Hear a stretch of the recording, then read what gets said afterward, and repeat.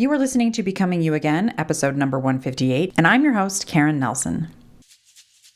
Welcome to Becoming You Again, the podcast to help you with your mental and emotional well-being during and after divorce. This is where you learn to overcome the grief and trauma of your divorce. We're going to do that by reconnecting with yourself, creating lasting emotional resilience, and living a truly independent life so that your life can be even better than when you were married. I'm your host, Karen Nelson. This week, I am so excited for you to hear my conversation that I have with my guest. My guest this week is Jessica Frew. She is a wife, an ex-wife, a mom, a stepmom, and a bold action taker. She has a very successful podcast called Husband-in-Law that she records with her husband, Matt, and her ex-husband, Steve. And together, they have been sharing their stories of love, marriage, coming out, divorce, remarriage, and co-parenting to help others know and understand that they are not alone. And that is literally one of the reasons that I wanted to have her come on my podcast, to talk to you, tell you about her story, and to just give you more validation, more evidence that whatever you are going through is okay, that you are not alone, and that families can look so many different ways. Divorces, co-parenting, it can look so many different ways. And I'm just so excited for you to hear our conversation. Jessica is amazing. She owns the Bold Logic company, which is devoted to helping people figure out what now when they go through a crisis in their relationship. She is a firm believer that by knowing and understanding what it is that you really want in your life, that you can boldly create a life that you love, no matter what your circumstance is.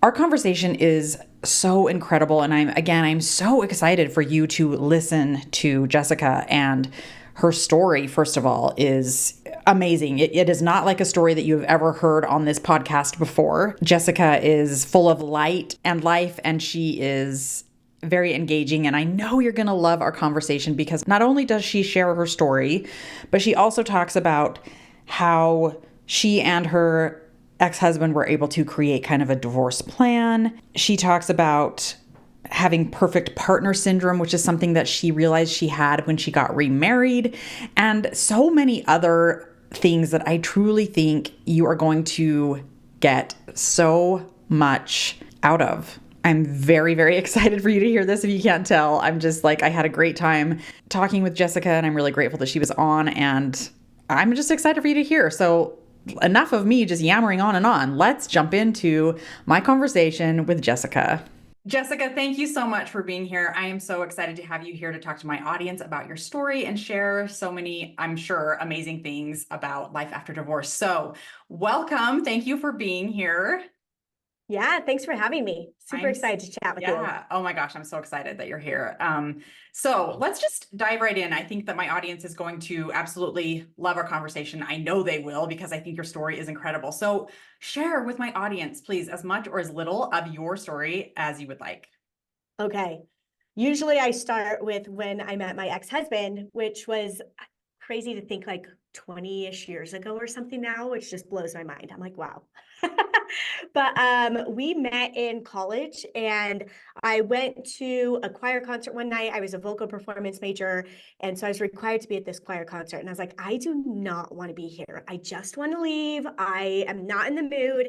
And so before it started, I was like, I'm just going to leave. I'll find some other event to meet the qualification, and I'm out of here. And right when I was getting ready to stand up, this line full of girls comes walking down the aisle, and they start filing in to the row in front of me. And I'm like, okay, I can't get out until they leave.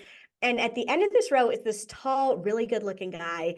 And there was nowhere for him to sit next to all of these girls. So he sat next to me. And I was like, okay, I'll just power through. Like, I can stay and sit next to this guy for this choir concert. Not be so bad. I'll sit here. Yeah, we'll make it through. Yeah. And we were like chatting on and off, when appropriate during a choir concert. And at the end, he's like, hey, I would love to take you out sometime. Can I get your number? And I was like, sure.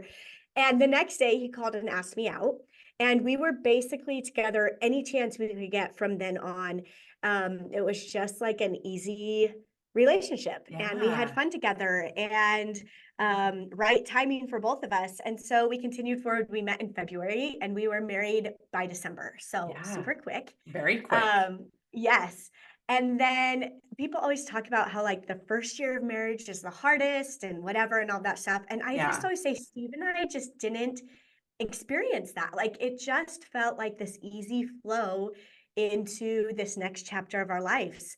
And there wasn't like any big adjustments or anything. And I always say this and then I laugh because 6 months into our marriage, we did have like, we had moved across the country just for a summer job. And Steve was out at work and I was home. Like I got on our laptop and was going to look something up, no idea what it was. But at that time, like there were pop-ups on your computer, and Right. I opened up the computer and all of this pornography starts popping up. And the pornography itself didn't surprise me. He had told me he looked at pornography and I was like, okay, whatever. But as it's popping up, I'm realizing there are no women in sight. Like Oh there my are gosh. no females on these screens. And I was like, Yeah. okay, that's not what I expected. And Yeah. so I started like looking at it a little bit and I'm like, okay, this is really just straight gay porn, no men. And so I mean, no women. And so I was like, okay, this is something we need to talk about. Like Yes. what is going on here? And like, I'm processing through by myself in the middle of like, we're not by anybody we knew. And he's out at work and I'm just like crying on the floor in our apartment. And he comes home and he knew instantly, like he could tell I wasn't okay. And Yes. he knew what had happened. He's like, okay, I guess we need to talk about this. I'm like, yeah. Right. And I asked him at that point blank, I'm like, well, are you gay? Like, are you? And he's like, no, I'm not gay. I just convinced myself it was better to not disrespect women, to look at like, this is what he convinced himself of. Right. He's in extreme denial. And he's like, I just, I'm, thought it was better to not look at women. And so I just look at men. And then I'm like, okay, you're gay. Like I'm Yeah. thinking this in my head. You're gay, Yes. but this is fine. Like we're really happy. We have so much fun together. He's lots of things that I wanted. And so we continued forward. A couple years later, he was in counseling and the counselor's like, these things you're telling me are an issue, but until you accept the fact you're gay, we're Yeah. not going to be able to work on them. Like you need to be able to love yourself for who you are before these things are going to fall into place for you. Yeah. And at that point, Steve could tell me, he's like, okay, I am gay, and could verbalize that. But he he didn't want to come out to anybody else. He wasn't ready for that. We've been Yeah. raised in very conservative Christian religion, and so it just wasn't an option in his mind. Like this Yes. is the life he wanted. He wanted to be married to a woman. He wanted to have kids. Like this was the path forward. And we were both again happy and enjoyed each other, so we stayed married.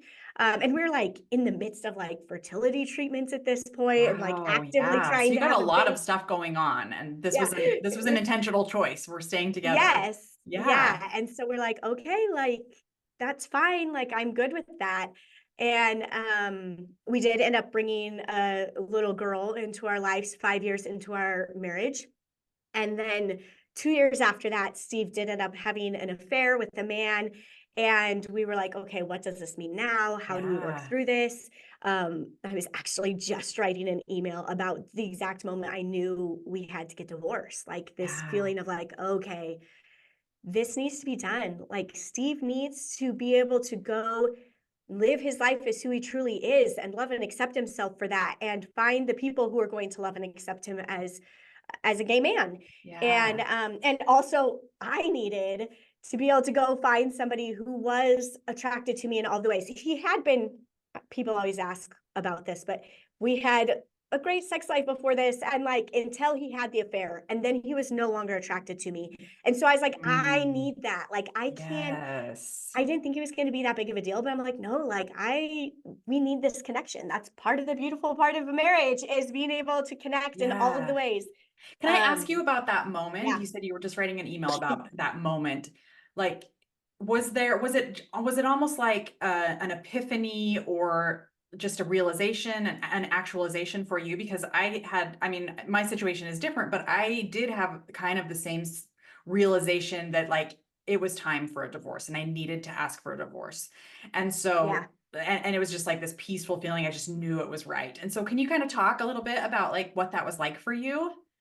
before you said it was this peaceful moment, that was my thought. Is that for me, it Yeah. was like this peaceful moment and like a release of some of the heaviness that I was carrying. Yes, And absolutely. also knowing there were big decisions that had to be made and a lot Yeah. of clarity that still had to be made about this decision. But I knew those would come. Like I Yeah. knew as I continued forward in this path, knowing and speaking the truth that we needed to get divorced, I knew that would come. And so Yeah. it was just like this moment of clarity. And I can remember the exact spot. I'm holding my hand like I'm on the phone. I was on the phone with Steve. I was driving down the freeway. I was not holding my phone, but whatever. Yeah. Yeah. And I just remember him being like, we could work this out. I want to keep going.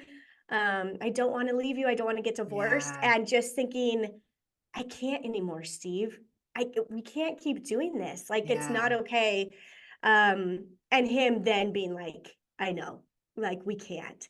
And it was a crazy process. Like we were living in Oklahoma at the time. I went to visit friends so we could have a little space to see if we could make this decision because none of our family knew what was going on. Only Yeah. his mom knew Steve was gay, and nobody really knew about the affair.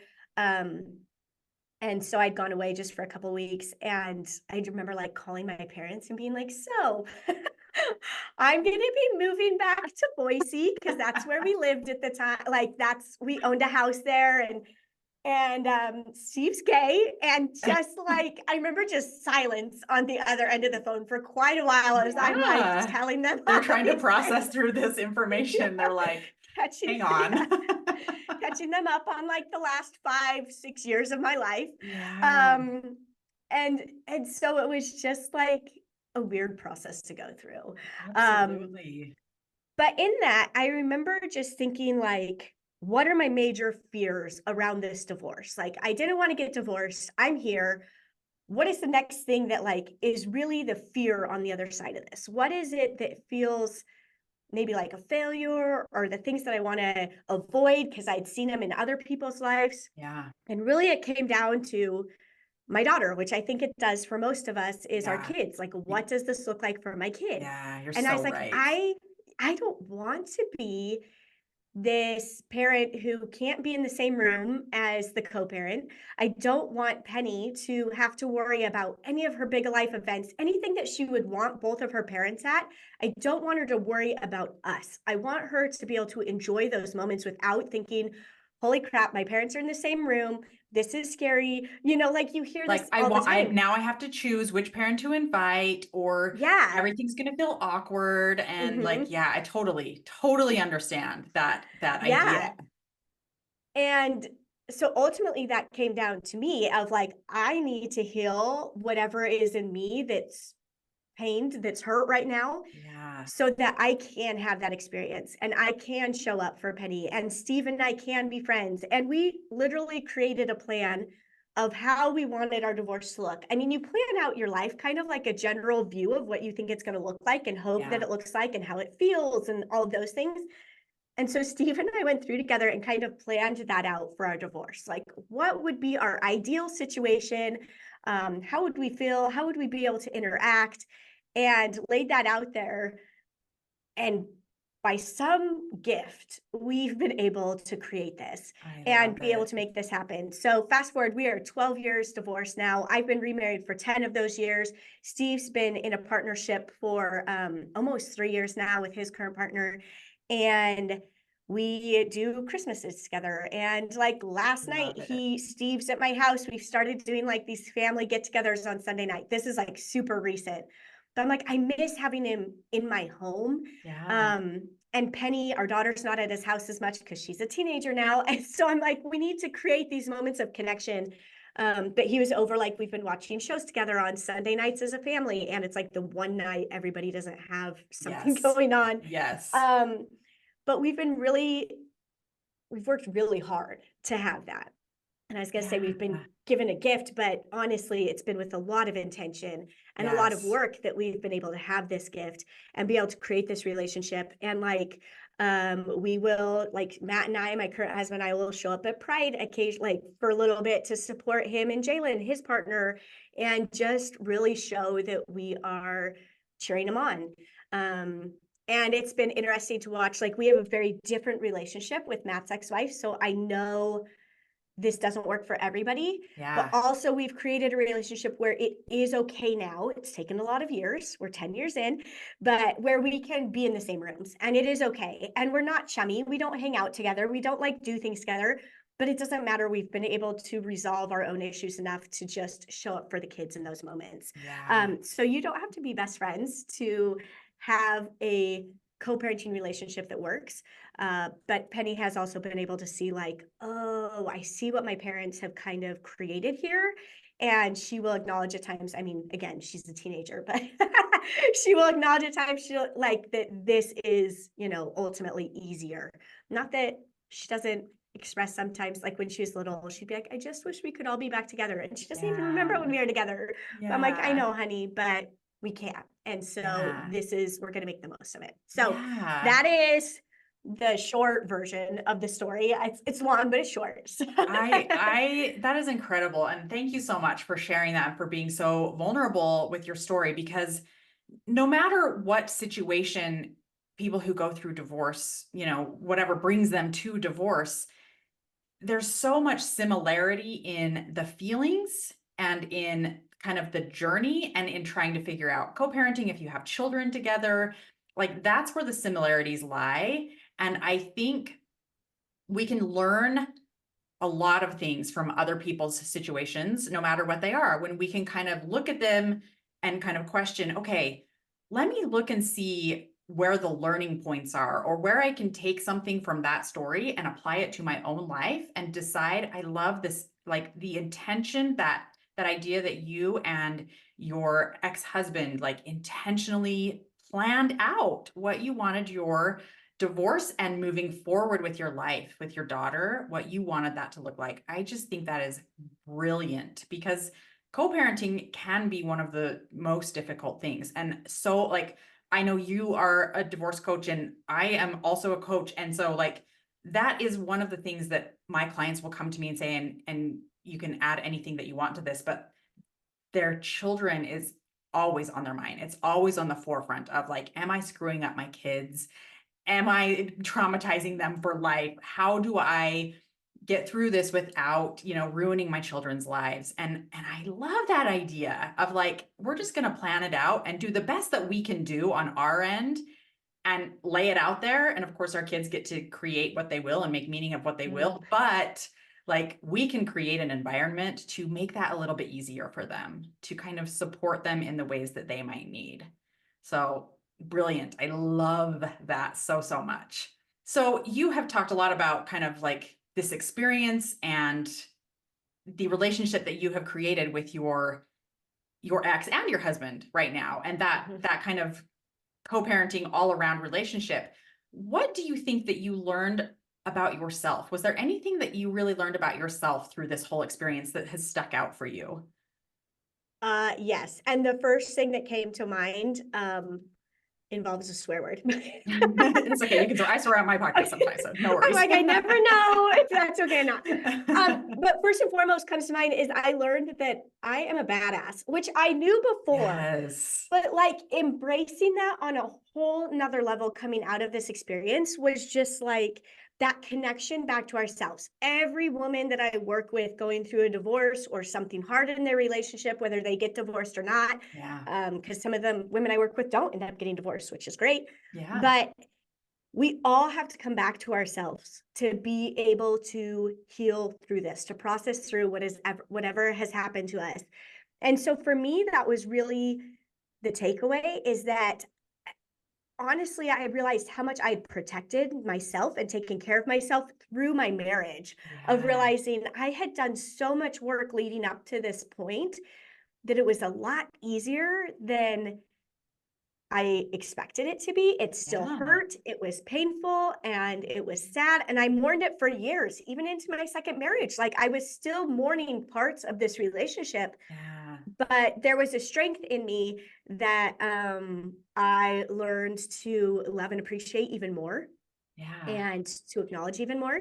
But I think that's the thing, is just coming back to ourselves after divorce is the most empowering greatest gift you can have. And I always tell women this. I'm like, I know right now you do not see this as a gift, and it hurts and it sucks. And I see that. And I also want you to know that someday you are going to look back and you are going to be like, man, I am amazing. Like, I am so strong. And you are going to see this next obstacle that comes up in your life, and you're going to be like, I got this. I can do this. I know it's going to hurt. I know there's going to be moments of pain. And also, I'm going to find so much more joy and connection to myself on the other side. And the more connected we are to ourselves, the more connected we are to our kids.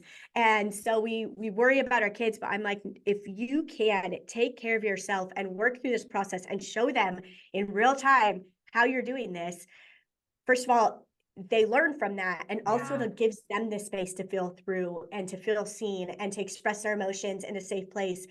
And that's healing. That's what gets them through and makes it so they're not screwed up down the road and dealing with it when they're in their 30s or 40s or whenever they decide to deal with it. But ideally, they've had this space kind of process through alongside you. And that's huge. And we can teach them that and help them do that, because they're going to go through crappy, hard things too. So anyway, oh my gosh, I love that. I love, because I totally 100% agree with you. Like, first of all, women are just badasses, like in general. Can we just like put that out there? We are. We just are. Like, we handle so much shit constantly. And to be able to come out on top of that over and over and over again, all day long, with everything that's happening with our family, our kids, our work, our, school, or whatever is you're dealing with in your life, we as women are just in general freaking amazing. Which is great. But I totally agree with you. This idea of like going through something that is very, very challenging, like a divorce, a betrayal, figuring out if you even want to get divorced, like even just that decision is a very difficult thing to face and to be honest with yourself about, whatever way you decide to go, right? And to be able to handle those things with grace and compassion for yourself, and then grace and compassion for all the people around you, like, that's just, not everybody can do that. And so to be able to show up in that way and recognize it in yourself and then honor that, and then also like be that example for your kids as well, that's huge. So huge. So I love that that's been like one of your biggest takeaways, as like, what did I really learn about myself? And I think we all should be doing that, like that self-reflection of like, what is great about me in this moment? Maybe where do I need to like step it up? Or maybe I'm just stepping it up great and I'm doing amazing and like I'm doing the best that I can. I'm a badass. Let's live in this space and let's own it, because I love that. I was gonna say, and in this process, I always feel like when we think about like, I'm ready to level up or whatever, like you were just saying, like go for more, I feel like sometimes that means doing less, especially when you're going through a divorce or something hard. The ability to do less and to carry less in your life is huge. And so leveling up might not be like I'm powering through all of the things. It might be, and more often than not, is I am releasing all of these things that aren't serving me. Maybe I'll come back to some of them, maybe I won't. But right now I can't carry it all. And I'm going to focus in on the things that really matter. And honestly, going back to like, what is one of the things that came out of this? That is one of the greatest gifts for me too, is being able to release things that were not serving me and embrace what is. So just a thought there. No, I love that. In fact, I was just coaching a client the other day, and she's starting to come to that realization, that exact realization of just like showing up for herself and kind of answering that question of like, what does that even mean? Because before it was the white knuckling, I'm just going to do it because I've been taught I should always just do the thing that I said I would do, or because, I've got to be the type A personality or whatever. Right. And so she's starting to learn, like, it's okay for me to like do what's best for me in this moment. And if that means saying no, or if that means like taking a break, taking a nap, if that means like not being on the PTA this year, or like whatever, right? We all have different things going on in our lives, and it can mean that can mean many different things to many different people. But like really taking a look at yourself and going, what is going to be the best decision for me in this moment? Not everyone around me, but me, and really like take care and protect me right now. Because I don't think we do that enough as women. I think we're very much, because we're the nurturers, because we're looked at in society as like the person who takes care of everyone else and puts everyone else first, it can feel very uncomfortable, right? To put yourself in that Mhm. situation where you're like, wait a minute, I have needs and wants that need to be looked at. Yeah. I've never done that. I don't know about that, you know? And so I love that you really pinpointed that as well, as like, maybe this means taking a step back. Maybe Mhm. that's in some ways the better decision here. Mhm. So, ugh, love it. This is gold.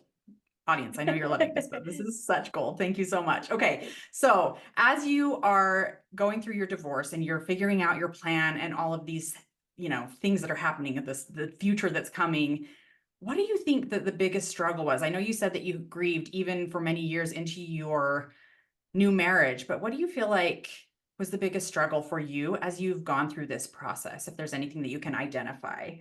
I mean, obviously just staying focused on not losing myself in this process was probably the Yeah. hardest thing. And it wasn't even the divorce where I thought I lost myself, because again, like I'm a very, like I stay very connected to me and what it is I want.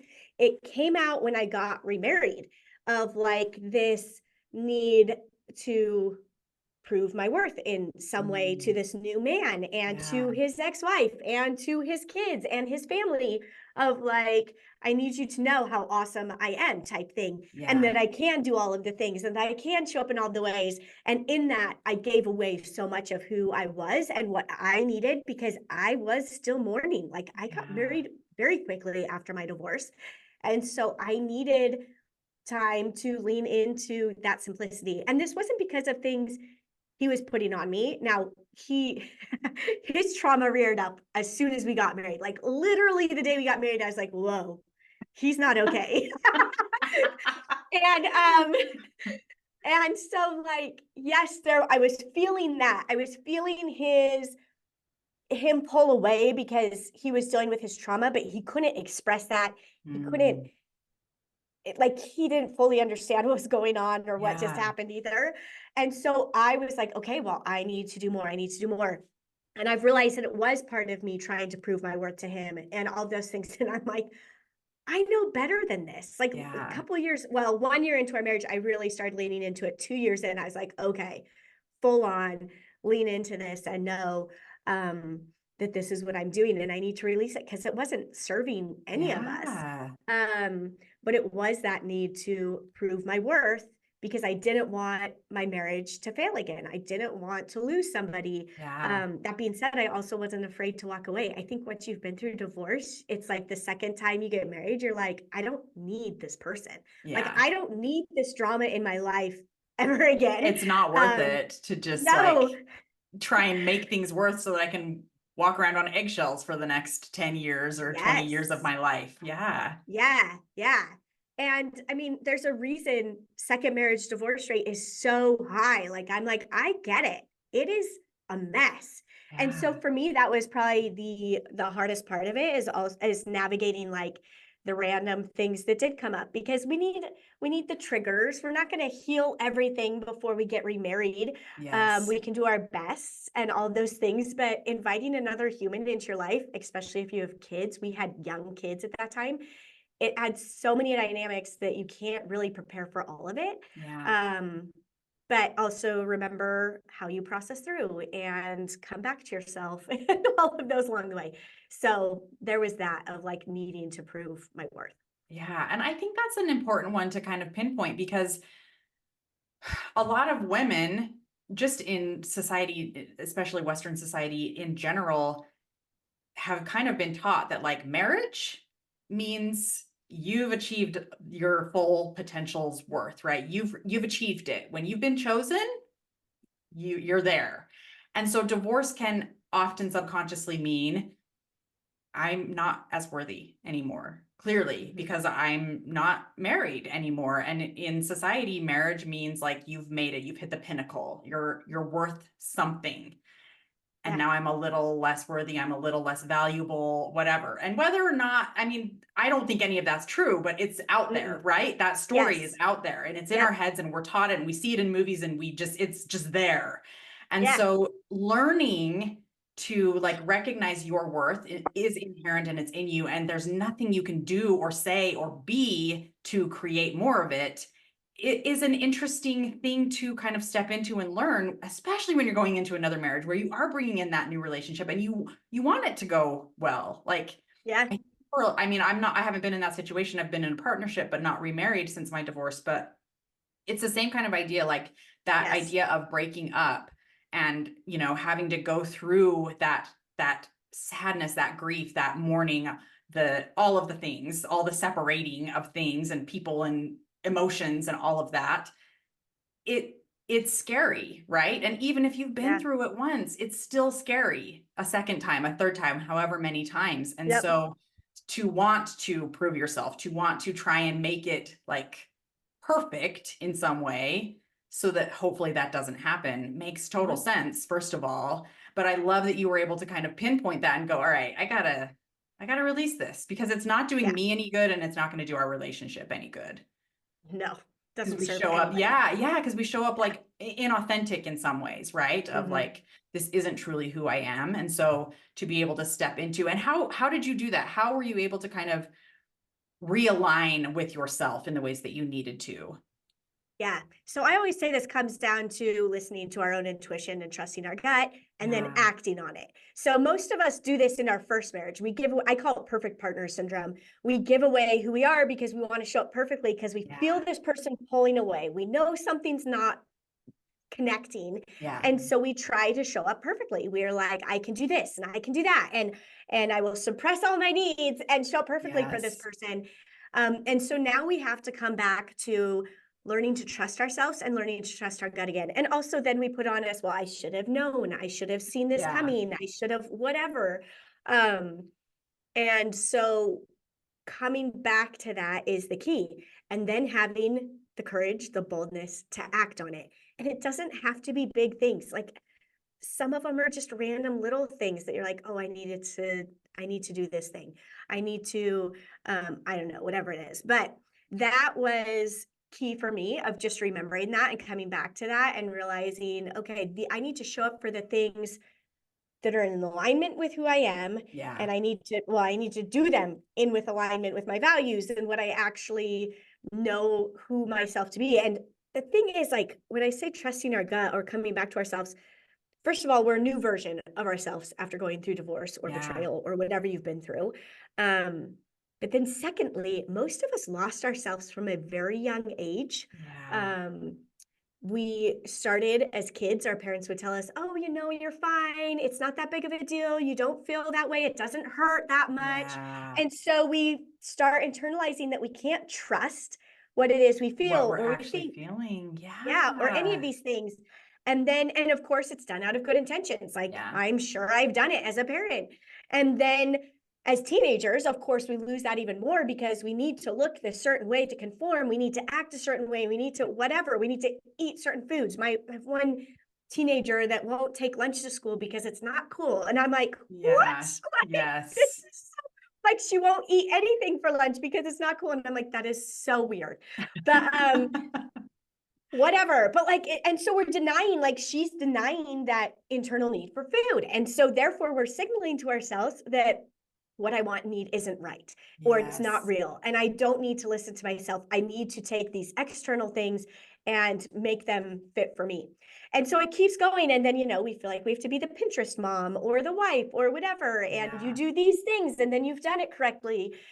And so we've shut this down, and so now, when we're on our own and we have to figure out who the heck we are again, it's like, oh my gosh, I really have no idea. yeah, I don't know what I want to eat for dinner. I don't know what I want to wear. I don't know how I want to do my hair because I've just been doing it for somebody else for so long. And yes, so that's what I did, was go through this process again of making sure that I am in alignment in these areas and starting with the little things. What do I actually want to do today? What feels good for me today? And then acting on it, identifying that and acting on it. And the more we do that, the more we regain this trust in ourselves, and it will invite in the people we want into our lives, and it will improve our relationships with our kids and with ourselves. And one of the main reasons is because as we do that for ourselves, and acknowledge what it is we want and need, we are able to, and I should say without judgment of what it is we want and need, we are able to do that for other people. So for our partners, for our kids, we are able to say, okay, I understand that you might want and need something different than me because what people told me I want and need didn't work for me. And so I'm here to support you with your want and needs without judgment. And so it fosters these relationships that are so healing and that are real and genuine and connected in the ways we actually want to be connected and accepted. So everything that you just said is so it just resonates with me so much because I've told my story many, many times on my podcast, but that idea of like trying to figure out who I was and, after my marriage and really coming back to me, which you've spoke about basically this entire time, just coming back to yourself and like understanding who you are and your needs, your wants, what it is that you truly like, what it is that you truly don't like, instead of just taking on that persona of like the other person, the other partner, their wants and needs, and being that person for them. Now you get to be that person for you and figure out who that is. And I just think that is so, I mean, you're right. When you do it for yourself, that like fosters that environment for everyone around you to also be able to show up as their most authentic self, and learning how to do that. Like we talk about this like it's very easy or something. Like you just know who you are, right? You just do it. There's so much like journey in this. There's so much like journey in all of it, and trying to figure out like all of it. And not to say that it's like a destination. It's not. I think it's this ongoing place that you just continue to get to. And then you're like, okay, now what? What else about me do I need to reconnect with? What else about me am I learning? How else am I evolving? But I think it's such an important part of the process of just being a human in general, questioning and showing up with introspection of what's important to me. What am I feeling? What will I allow to be around me? What do I want to learn about? All of the things that we come here as humans and experience. It's just bringing us closer to who we are and the direction that we want to go moving forward. And I love that so much. As we bring this podcast to a close, first of all, everything that you have said is so beautiful, and I think we can take so much from it. But is there any advice that you would offer someone who might be going through a similar situation, or just in general trying to figure out, what life looks like for them in their current relationship? Is there anything that you would offer as great advice, or something that you truly believe in that you're just like, this really helps me and it might help you too? Yeah. So in this process of hearing ourselves again and learning about ourselves as we're going through this, the biggest thing that hinders us is the amount of information we take in from other people and the amount of voices we let in. And so that is what I encourage people to do. Like, stop letting other people determine the trajectory of your life. Like, you are going to have your mom and your aunt and your sister and like your best friend and whoever is important to you in your life, your dad, that's going to be telling you, oh, but you should do this, or oh, you should whatever. Yes.